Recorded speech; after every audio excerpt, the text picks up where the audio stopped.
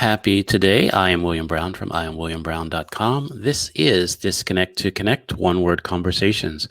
One Word Conversations is a self-discovery, relationship building conversation designed to invite us to look at our language and how we are communicating with each other. Many times we can come up with all the lovely words that we can think of and still find ourselves in a place of disconnection. Because words don't just come with definitions, they come with stories, emotions, energy, and sometimes expectations. So I suggest you have a one word conversation um, so you can learn a little bit about yourself, the person that you're speaking with, and maybe, just maybe, build on that relationship. One Word Conversation is brought to you by IamWilliamBrown.com, a place to help you be yourself and live your life. One way that I spotlight what's available at the I Am William Brown store is our U cards. Our U cards are a part of the Beyond the Shell series. In the Beyond the Shell series, there are 2 children's books, Finding You Beyond What Protects You, and The Journey to Stay You. With those U cards, they are intention setting cards and also a game and journal prompts. So I bring them into this conversation as an intention of the conversation. So it's I am seen, you are lovable, and the quote card is be you, do you, for you. So this is the moment where I invite you to like, share, ask questions, subscribe if you're watching us on YouTube, and do all those things to let me know that you are also a part of this conversation. Now, today's conversation is going to be, I was going to say interesting, so because the word is interesting. I picked this word mainly because this word shows up for me a number of different ways, and I just wanted to explore why it shows up so many different ways, and if it's um, basically a sense of power or forwarding something, or if it's just one of those, sometimes those roadblocks. So as I do, I invite my guests in so they can be a part of this conversation. Good morning. Hi, good morning, William. This is the moment where I invite my guests to introduce themselves however it feels comfortable to them. Hi, I'm Dane. Hey, Dane. Thank you for being a part of this conversation. So, the word of the day is interesting. Um, so, how does the word interesting land for you?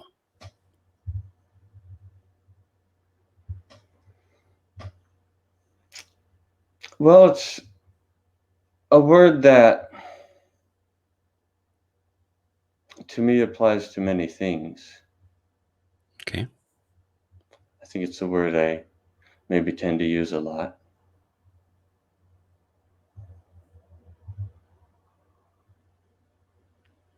Oh, okay. I was wondering if it was going to come out in the sentence. So, so is there an energy around that word for you, or is that just a word that you use? I would say it's energetically neutral for me. Hmm. For me, interesting shows up as I don't know, a sense of confusion or something that I'm just I don't want to say crazy, but it's just unbelievable, right? So it's like confusing and unbelievable is how it shows up for me. And many times it is, if there's a confusion in the communication, I'll just label it as interesting because there's something more that I need to find within it. And so that's why, and that's how I use it that way. sounds it sounds kind of extreme for me. To me, lots of things. Something could be a little thing could be interesting, just noteworthy. Oh, that's interesting, and maybe it's just that. I'm So thinking of. go I'm ahead. laughing because I'm thinking of a. I didn't ask beforehand. Is this R-rated, PG? It is it is what it is. It's a conversation. Okay. Well, I was thinking of.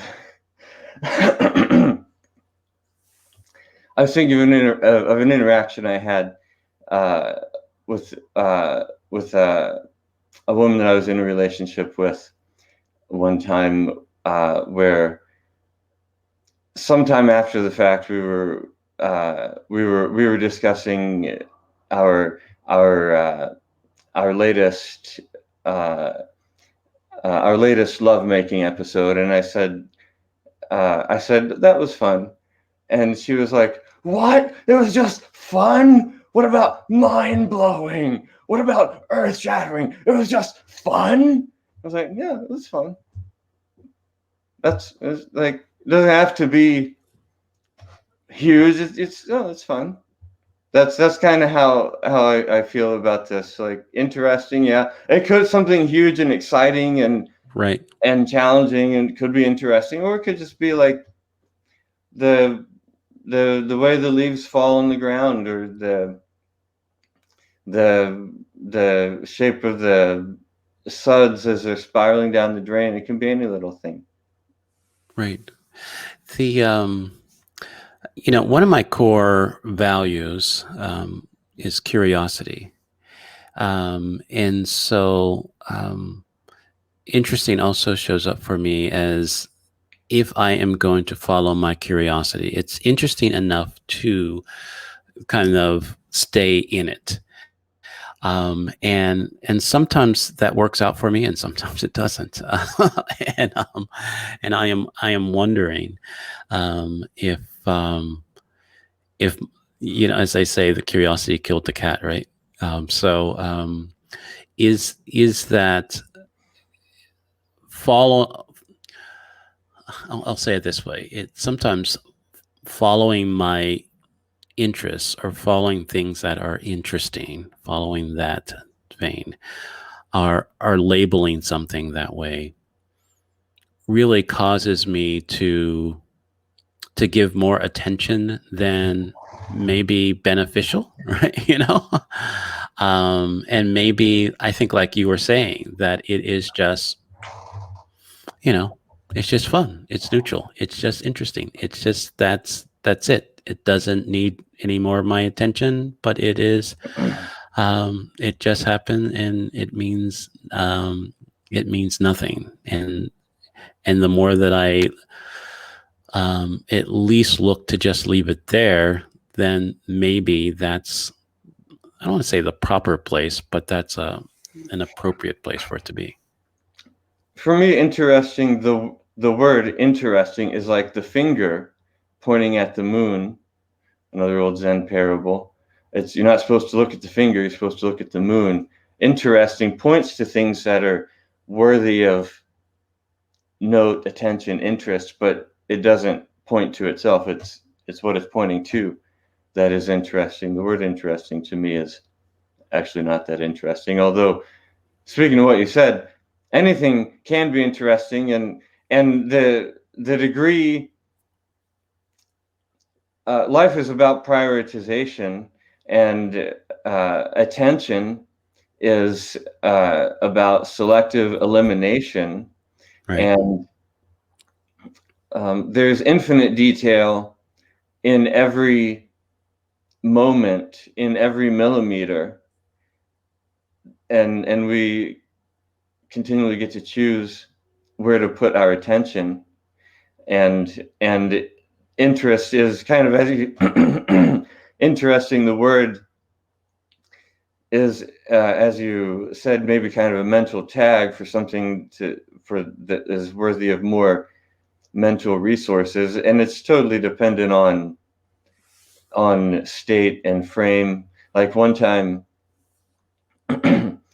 I I introduced a friend of mine to psilocybin mushrooms, and we were sitting in her living room, and there were some curtains hanging over a glass patio door, and they were pretty ordinary looking curtains, a single color with the little curlicue kind of Right. um, patterns on them.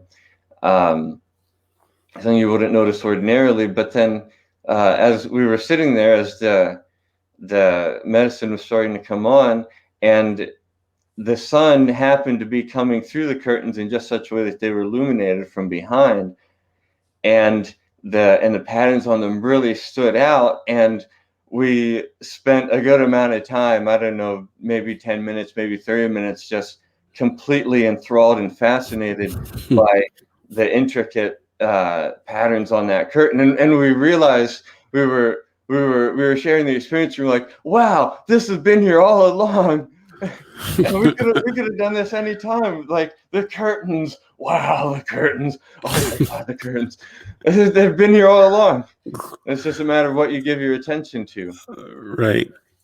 We live in a universe that has that quality, that attention is like a spaceship, and you zoom through the space of consciousness by where you focus it, and wherever you focus it, just like if you were in a spaceship, like a space simulator, and you're flying through space, and there's always things coming towards you, and whatever you're going towards is always getting bigger. That's the nature of attention. Whatever you put your attention on, you Right. start moving towards it, or it starts moving towards you, or both, or whatever. It starts getting closer, um, and that's the nature of attention. Mm. And interesting is maybe one of many mental flags for things that are worthy of attention. Hmm. There was the I'm trying to um I'm trying to bring it all together for me. But one thing that you said earlier, I think it was I think you said it was a Zen proverb of, pointing at the moon. Don't um yeah, you don't focus on the finger, you focus on the moon. That's where, that's how I heard it. So I don't know if that's exactly how it goes. Yeah, And the question that came up for me is, why do we not focus on the finger? It's a part of the equation. There's a reason why the finger pointed at the moon. There is there's an action, there's an emotion, there is something of that acknowledgement, and recognize um, why that has your attention. Why, because you could have just, nodded your head at the moon to get, someone. You could have done a number of things to get people's attention, or to bring interest to the moon.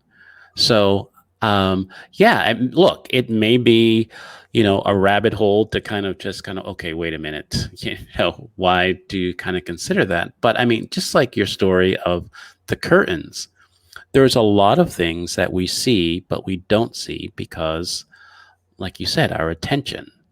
There's a lot of things that we're not interested, or we don't find that's the interesting. nature of attention. While we Right. were so fixated and fascinated on the curtains, Right. there was all kinds of stuff that we weren't fixated and fascinated on in that moment, like the snow on the ground outside, or Right.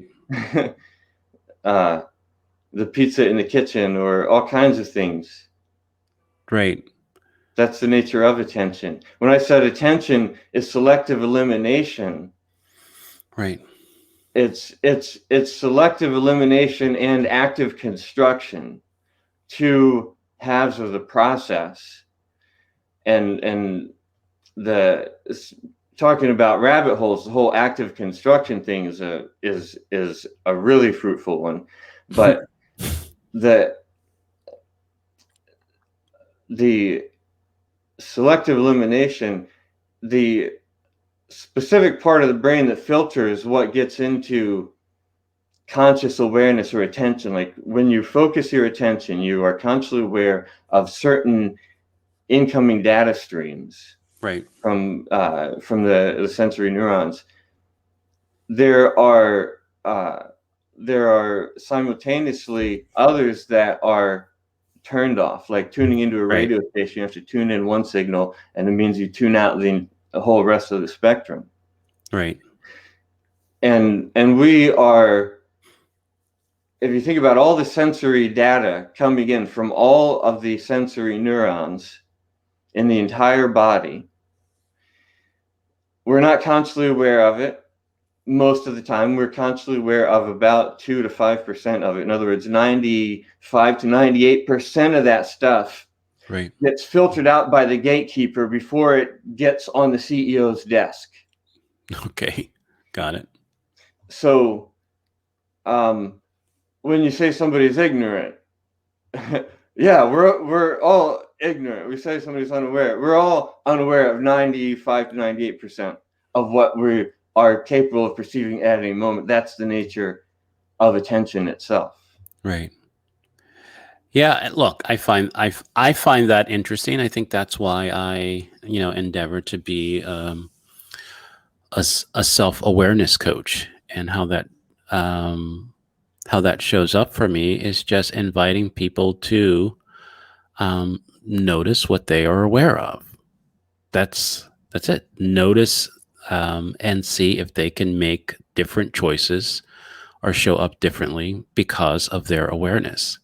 I think there's a lot of things that for me that maybe caught my interest, or um, I was told was interesting, right? And that's what I would do. And there wasn't this, for me, this awareness of, this is something that I want to do. This is something that I think that's important. And so there was this, I don't know, kind of living vicariously, through other people's expectations.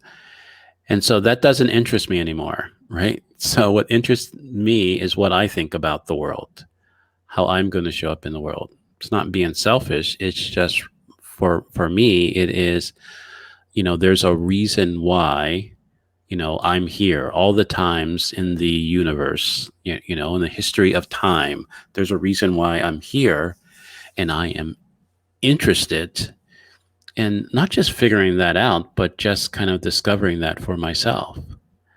And I think the more that we are willing to be, I guess, curious or interested, um, and find things interesting, then we can, I guess, be better or something. I don't know.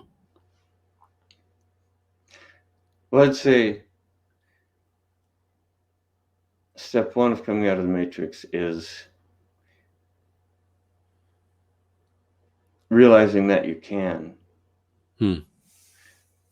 direct your attention, that you can choose to generate interest or curiosity, which, by the way, is the cure for boredom. There's no such thing as boredom if you can generate curiosity at will. And curiosity, speaking of, is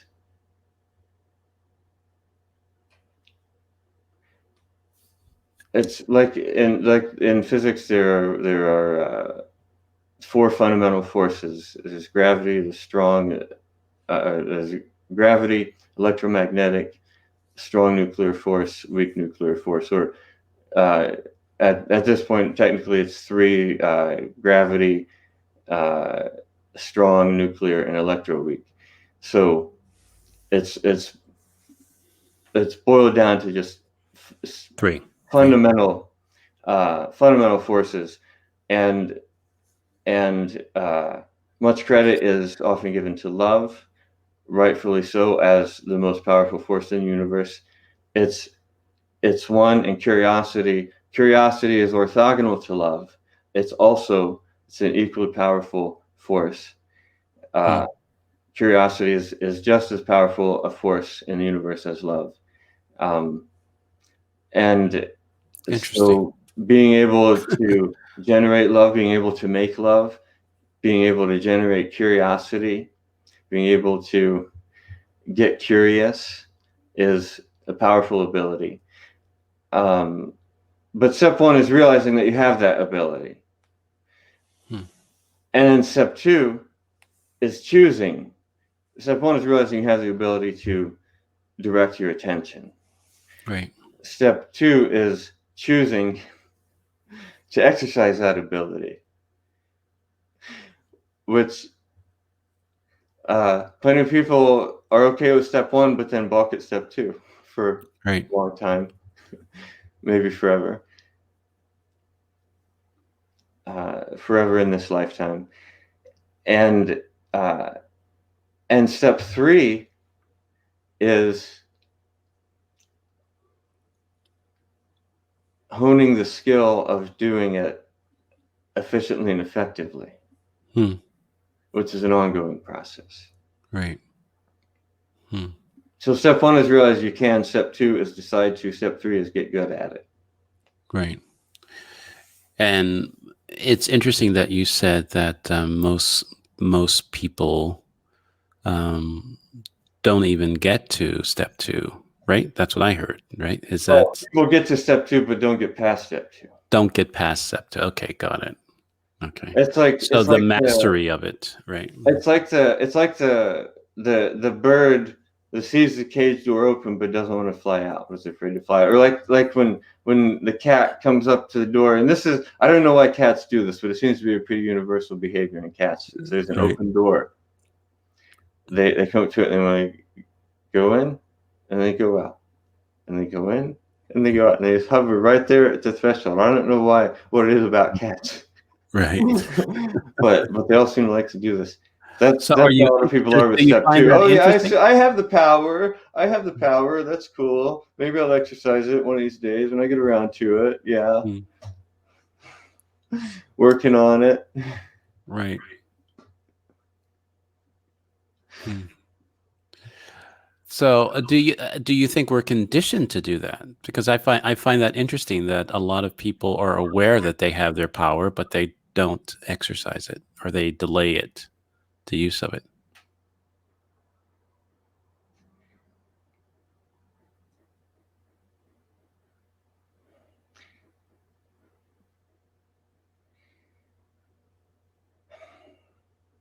I would say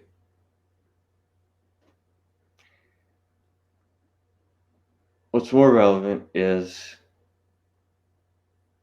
how far can you reach from where you are.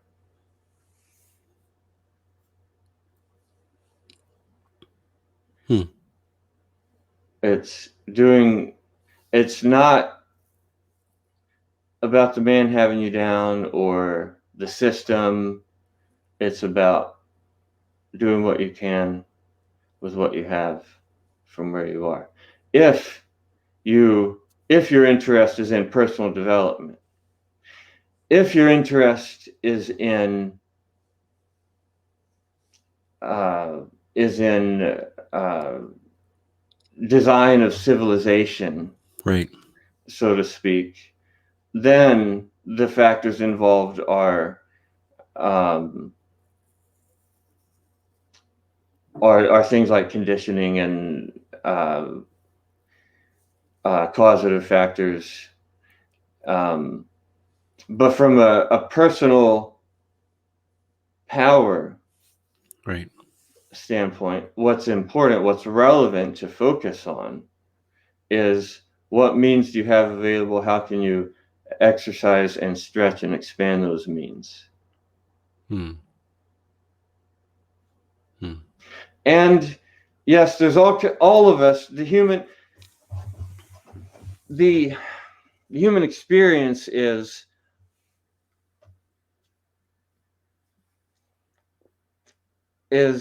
being as a part of, on the growth edge of spirit emerging into form. Right. It's a messy process. Life is a messy process. Hmm. It involves trauma. No one gets out of it alive. And we, as organisms, as biological organisms, we are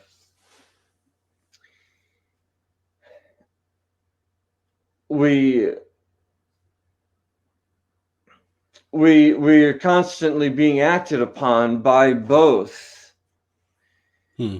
the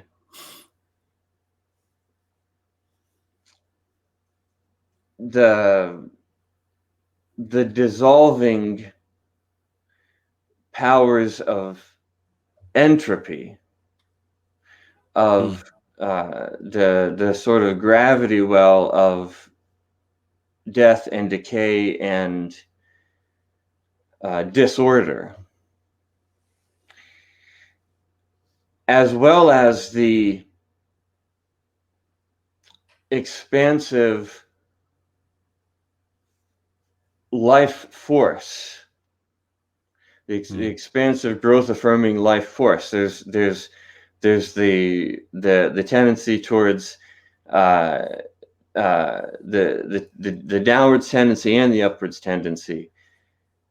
And so we experience trauma, we develop physical and emotional scars, we all experience what you could call conditioning, as in the existence itself, the world itself, conditions us in certain ways, and we are also able to consciously take ownership of that conditioning process and start feeding back into it in a cybernetic loop and directing the course of our own evolution. Right. So conditioning is a piece in there, but it's not the piece most worthy of attention. Hmm. If your interest is in stepping out of that cage, actually exercising the power that you have, exercising and expanding the power you have. Right. I think what's interesting is I hate the saying, but the saying that just came to my mind is, there's a number of ways to skin a cat, right? There's just there's a number of ways There's many paths up the mountain. There's many paths up the mountain. That's a lot better, right? So no cats are harmed. Really, sometimes it feels like that there are, I had like no desire. I'll speak for myself instead of speaking for other people. But there are points in my life where I just had no desire to go up the mountain, right? Or recognize or question if I was on the right, most effective, most beneficial path, to go on that. And so, sometimes my interest was really a comparison. You see other people walking up the mountain, you see them, enjoying it, you see them moving a little faster than you are. In my mind, there is this, okay, there's something over there on that path that's that I'm missing, that I'm It's an not doing illusion. right. Because those others you see on other paths, they're also you. Now that's interesting. Explain that. And the path itself and the mountain itself is also you. And that stuff that you think you might be missing out on, that's also you. I'm trying to sit with that and embrace that, and I guess it's a little bit beyond me right at this moment. So I am the If you path, and I both have a computer, right? and we both install. Let's say this is a this is a philosophical analogy. I'll frame it with that. It's a Okay, philosophical great. analogy. So Okay. uh, uh, we've got we both have this operating system called Linux, Okay. and I go, hey, here's a cool operating system. It's called Linux. You can put it on your machine, and I give you a copy, and you put it on your machine. I put it on my machine. We're both running Linux, and Right. on my machine, I download all these files and program stuff. You download all the files and programs on your machine, but guess what? It's Linux. It's the same thing. Right. Consciousness, that the spark of I-ness that came on inside the womb for all of us. There's just one. There's just one consciousness here, and we are all different instances of it. We are all instances of it. Hmm. And so those others you see on those other paths, those are also you. I mean, depending on your definition of you. If your definition of you, which, you know, when you really try to peel the onion on that one, well, I don't want to give any spoilers, but I just say it's well worth doing. What is your definition of you? If your definition of you is like, you know, what's inside this bag of skin, but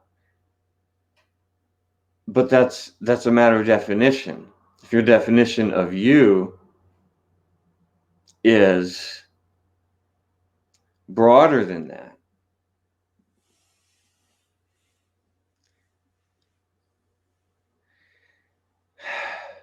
I'll just say I've thought about it a lot. Okay. It sounds that way, right? And trust me, the only place you can ever come to is you, in terms of like making a logical definition of you that actually makes sense. Right. That's like ontologically sound. You're going to come to you are equivalent with all that is. You are everything that exists. That is Right. all you. Got it. Hmm.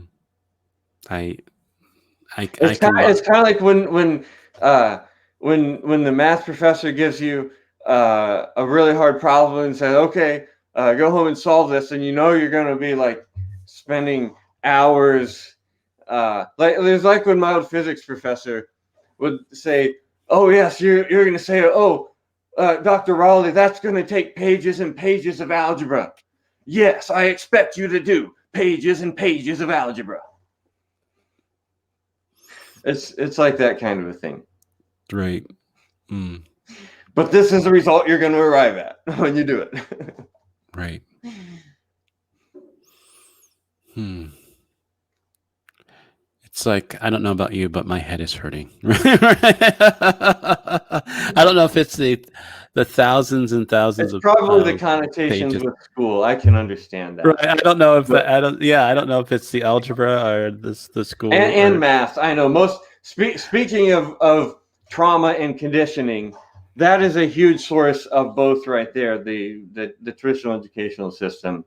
So speaking to that, yeah. I mean, from a civilization design perspective, oh yeah, it's atrocious. It's like a slaughterhouse for intellectual curiosity and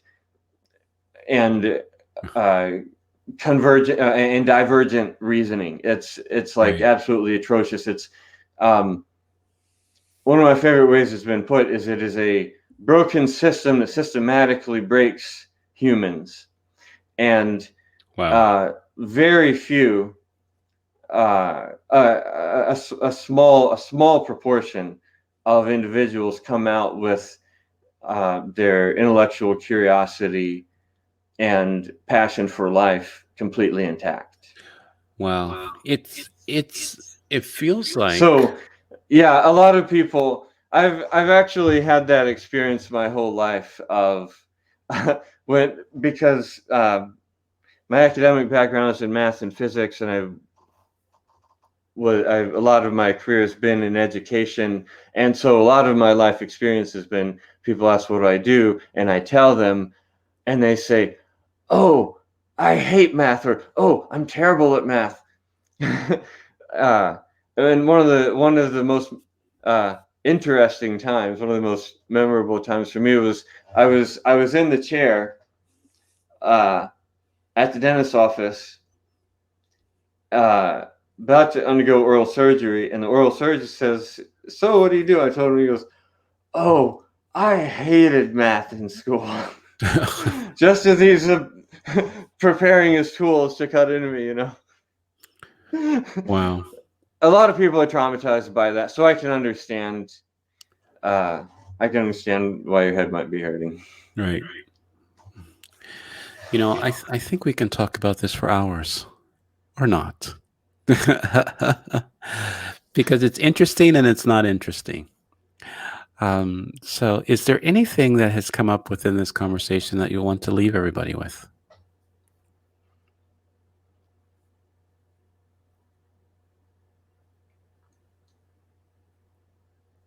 Take good care of yourself.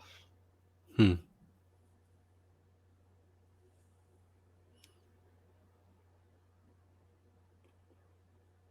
Is that it? Or is that, I thought there was, it feels like there was something more to that, but that's, I mean, you said a lot and you didn't say much. So I guess I'll take that as your final statement. Take good care of yourself. Dane, thank you very much. This has been a pleasure. Have a great day, sir. Thanks, you too.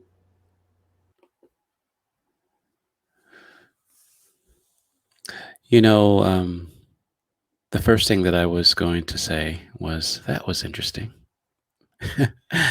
That's what I thought in that moment, and so I don't think my understanding or appreciation of the word interesting has expanded at all. There's a lot of things. There's a lot of things that came up within the conversation about how that, I am, or we are everything, right? We are the path and the mountain, and the person that we see on the other path, type of thing. We're everything. We are all everything.